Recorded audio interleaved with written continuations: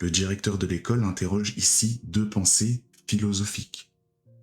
Il y a tout d'abord la pensée philosophique de Pascal, selon lequel l'être humain cherche à échapper à sa condition mortelle par les plaisirs du divertissement, mais que quand il est seul avec lui-même, sa pensée le renvoie vers sa finitude et donc l'inutilité de son existence. Pour Dumbledore, la seule solution à l'acceptation de cette condition mortelle est que souffrir fait partie du chemin.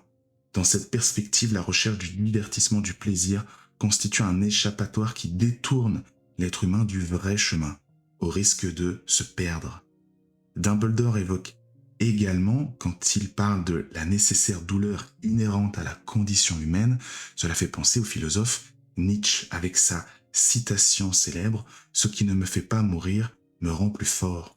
Pour le philosophe, l'expérience de la souffrance, comme celle du plaisir, participe à la recherche humaine de la volonté de puissance. Elle est donc un chemin nécessaire pour envisager de se dépasser soi-même.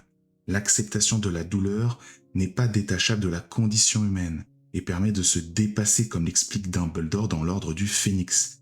Dumbledore dit en effet à Harry « Le fait que tu sois capable de ressentir une telle douleur constitue ta plus grande force. » L'auteur rappelle donc que la liberté humaine repose sur la possibilité de faire des choix, comme celui de Harry quand il arrive à Poudlard, quand il négocie avec le Choixpeau magique pour ne pas rentrer à Serpentard. L'auteur parle ensuite, dans la quête initiatique de Harry, du fait que le héros va apprendre 3 leçons tout au long de sa quête. La première sera celle de l'absurdité du monde, avec l'amour comme réponse. La deuxième sera que la vérité est accessible par la connaissance. Et la troisième leçon sera le dépassement de la mort par l'acceptation de celle-ci. Commençons tout d'abord par la première leçon.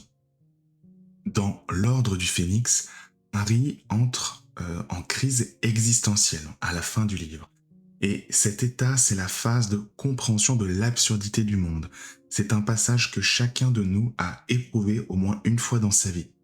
Selon l'auteur, il dit bien « Quel est l'intérêt de la vie, puisqu'à la fin, nous mourrons tous ?» Ces interrogations nous plongent dans les questions existentielles de Sartre, mais aussi dans la notion d'absurde qui est liée à la pensée de Camus, qui a écrit un livre sur le mythe de Sisyphe. Et selon Camus, l'être humain cherche une raison à son existence dans le monde.